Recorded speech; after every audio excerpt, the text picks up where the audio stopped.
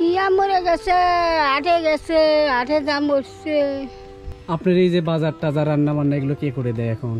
বাজার টাজার আর মানসিক দেব ওরাই। আহারে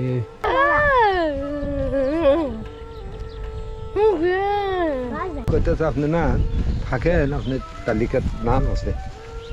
প্রত্যন্ত চরাঞ্চলের এসব মানুষের কথা তুলে ধরার জন্য বাংলাদেশের কন্টেন্ট ক্রিয়েটর খুব নগণ্য। যদিও যারা অত্যন্ত কষ্ট করে এসব মানুষের কথা তুলে ধরে সেই সব ভিডিও মানুষ খুব কমই দেখে। যারা দর্শক তাদের দর্শন শুধুমাত্র কমেডি বা যেখানে অন্য কিছু রয়েছে। আমি সর্বদা চেষ্টা করি এইসব মানুষের কথা তুলে ধরার জন্য।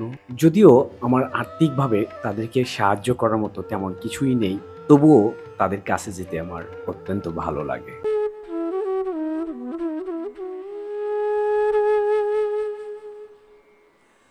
আসসালামু আলাইকুম, সবাই কেমন আছেন? নতুন একটি ভিডিওতে এবং নতুন একটি এলাকায় আপনাদেরকে স্বাগতম।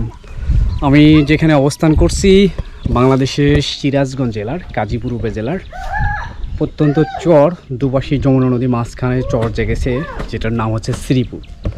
আর এখন যে জায়গাটুকু দাঁড়িয়ে আছি সেটি হচ্ছে মল্লিকপাড়া সরকারি প্রাথমিক বিদ্যালয়। এটা এখান থেকে আরও ওদিকে ছিল, আজ থেকে প্রায় 4-5 বছর আগে ভেঙে গিয়েছে। মূল জায়গাটুকু ভেঙে অনেকটা বাধ্য হয়ে এখানে নিয়ে এসেছে শ্রীপুর গ্রামে এই প্রাইমারি স্কুলটি। যদিও দুর্দান্ত থেকে স্কুলের শিক্ষক পাশাপাশি ছাত্রছাত্রী এখানে পড়তে আসে। আজকে যদিও আসামাত্র শিক্ষকদের সঙ্গে দেখা হয়েছিল, তারা বলছে খেলার জন্য আগেই ছুটি দিয়ে দিছে, এখন দুপুর 2টা, এর মধ্যে ছুটি হয়ে গেছে স্কুলটুকু। যদিও দেখছেন স্কুল চরের যেরকম হয়ে থাকে মূলত সেই রকমই। আমি গুগল ম্যাপে দেখেছিলাম এর পাশেই নদী, তো বারবার এটা খুঁজতেছিলাম, পাচ্ছিলাম না। লোকজনকে জিজ্ঞাসা করলাম, অর্থাৎ এই যে ফাঁকা অংশটুকু দেখছেন এটি নদী। তারা বলছে যে কয়েক বছর আগে ছিল, সেটা এখন ভরাট হয়েছে। যদিও এই চরের বয়স বেশি না, 10 থেকে 12 বছর। তার আগেও এই এলাকায় নদী ছিল, আর কি আবারও চর হয়েছে। নদীর যেরকম বৈশিষ্ট্য হয়ে থাকে সাধারণত। বিমান বিমান দেখতেন? এই আপাটা কথা বলতে পারে না, বাক প্রতিবন্ধী বলা যাবে আর কি। যদিও আকার ইঙ্গিতে কথা বলছি, আমরা হয়তোবা তার কথা বুঝবো না নিজেও। নাম কি? নাম কি? ফেলানি। আপনাদের ফেলানির কথা মনে থাকার কথা। ফেলানি ঝুলছে না, বাংলাদেশ ঝুলছে। আমরা বেশ কয়েক বছর আগে একটা ছোটো গান দেখেছিলাম, সেই ফেলানিকে আমরা আজকে পাচ্ছি। যদিও আমাদের এই ফেলানি কথা বলতে পারে না। আচ্ছা দর্শক, এই হচ্ছে এই এলাকাটা মসজিদ। যদি এখানে 5 ওয়াক্ত সালাত পাশাপাশি জুমার সালাত আদায় করে মসজিদটি অত্যন্ত। ফেলানি আমাদেরকে এটাই বোঝাতে চেয়েছিল যে এই মসজিদ দেখছেন ঝড়ে এটা উড়ে নিয়ে যায়, তো আমরা যেন এই মসজিদটা গড়ে দিতে পারি সেইটাই বলছিল। যদিও আমার ব্যক্তিগতভাবে সামর্থ্য নাই, তবে কেউ যদি দিতে চান তো আমার সঙ্গে যোগাযোগ করতে পারেন। এর মাঝে আরেকটি বাড়িতে চলে আসলাম। এক চাষি এই প্রত্যন্ত দুপুরবেলা অত্যন্ত কষ্ট করে রান্না করছে, পাশাপাশি তার ঘর দেখছেন। এই ঘরেই এইভাবেই বসবাস করে মূলত। আমরা আর একটি বাড়ি এখানে, এই বাড়িটার অবস্থাও খুবই করুণ আর কি। এটা সম্ভবত গরু ছাগল রাখার জন্য রাখা হয়েছে। এই ঘর আপনার নাকি? ছেলে মেয়ে কয়জন আপনার? নাই নাই। আর কি থাকে আপনার বাড়িতে? আমার বাড়ি বেটার বউ খালি। ও, খালি বেটার বউ? বেটা বেটা মরে গেছে। আহারে, আপনি আর বেটার বউ? বেটার বউয়ের বাচ্চা কাচ্চা আছে? আছে। আহারে, কত বড়? ছোট। কি হয়ে মারা গেছে আপনার ছেলে? কিয়া মরে গেছে, আটে গেছে, আটে দাম বসছে। পানিতে? পানিত না, কি তাই বার নিয়ে উঠছে। বুঝছি বুঝছি। কতদিন আগে? মাস খানি এলো। ইন্নালিল্লাহ। নাতিটাকে মাদ্রাসায় দিয়ে না পাও তো ঠিক আছে, সে অন্তত ওকে মানুষ যেন হয়। আপনার এই যে বাজার টাজার রান্না বান্না এগুলো কে করে দেয় এখন? বাজার টাজার আর মানসিক দেব ওরাই।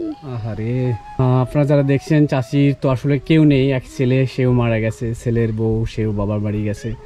অত্যন্ত নিদারুণ কষ্টে এই ঘরটাতে আপনারা দেখছেন। অত্যন্ত কষ্ট করে আমাদের চাষি বসবাস করে। আর এটা সম্ভবত রান্নাঘর। দুপুরে রান্না বান্না করেননি নাকি সকালে করছেন? সকালে সকালে। বাজার তো অনেক দূরে এখান থেকে মনে হয়। হ্যাঁ ডেইরা দেউরে, সেই ঢেকুর থেকে যেতে হয়। দেখি তো আপনার এই ঘরটা দেখা যাবে?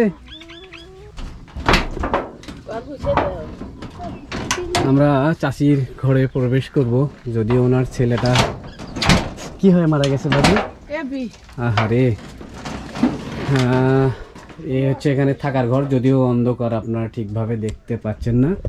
লাইট টাইট তো নাই, যেখানে সময় বৃষ্টি হতে পারে। চাচির অবস্থা আসলে সত্যি খুবই খারাপ এবং কষ্টদায়ক। অত্যন্ত চরের মধ্যে থাকে। পাশাপাশি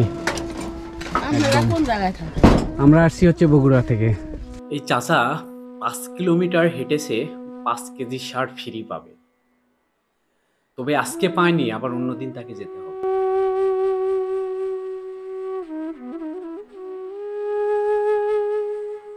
চমৎকার পরিবেশে একটা বাড়ি দেখছি। এটা কি দিয়ে বানানো হয়েছে জানি না।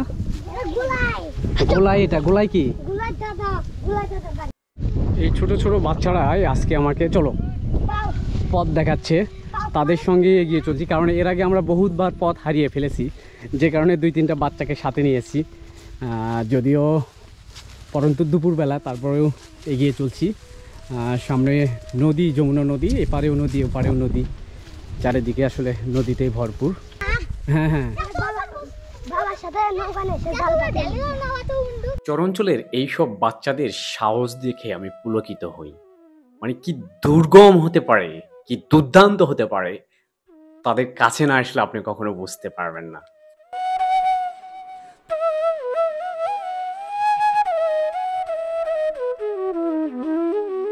ভেঙে যাচ্ছে একদম, চারিদিকে অবস্থা খারাপ। ওই এলাকা, এটা হচ্ছে মল্লিকপাড়া ছিল এক সময়, সেই মল্লিকপাড়া নদীতে বিলীন হয়ে গেছে। এই তীব্র অর্ধেক যাওয়ার পথে এখানে কিছু অঞ্চল জেগে আছে, 5টা চর, ওপারে আবার হচ্ছে নদী। তো এই হলো নদীর অবস্থা দর্শক। আপনারা যদি খেয়াল করেন দেখেন পুরোটাই, বর্ষা এখনও আসেনি, জ্যৈষ্ঠ মাস, অর্থাৎ আরও 1-1.5 মাস পর হয়তো বর্ষা আসবে। তখন এখানকার পরিস্থিতি কতটা খারাপ হবে সেটা হয়তো ভাষায় কল্পনা করতে পারবেন। একদিকে নদীর ভাঙন, আরেকদিকে এই তিল নামে পরিচিত, সেগুলোই কিছু লোকজন পরিষ্কার করছে, অর্থাৎ যেগুলো করা হলো সেগুলোই করছে। মানে নদীর যে কোনো সময় অবশ্য এখানে ভেঙে যেতে পারে, কারণ প্রতিনিয়ত ভাঙছে। এর মাঝেও আমাদের বেশ কিছু চাচি যারা দেখতে পাচ্ছি যে তারা কাজ করতেছেন।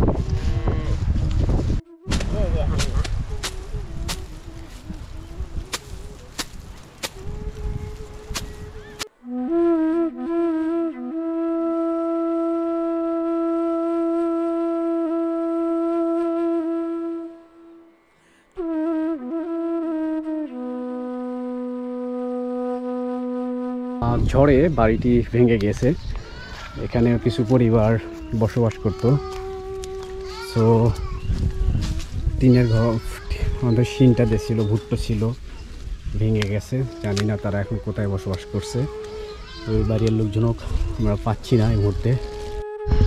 আমরা এই শ্রীপুর এলাকার আরও কিছু বাড়িঘর দেখছেন আপনারা, যেগুলো বেশিরভাগ টিনের বাড়ি হলেও ভাঙ্গা, বন্যার সময় পানি ওঠে।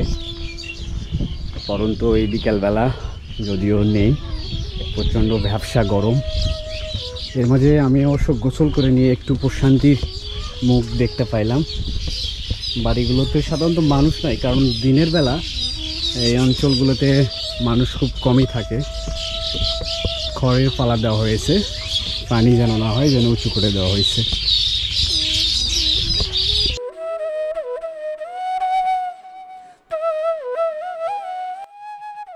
সেই প্রায় 1 ঘন্টা ধরে নদীর পাড়ে বসে আছি। ওপার থেকে কখন নৌকা আসবে, আমরা আবার ওপারে যাব। এক তো সারাদিন না খাওয়ার শরীর, এর মধ্যে এইভাবে কষ্ট করে বসে থাকাটা অনেক কঠিন ব্যাপার হয়েছে। হ্যাঁ, ইতিমধ্যে আমাদের কাঙ্ক্ষিত সেই নৌকা চলে এসেছে।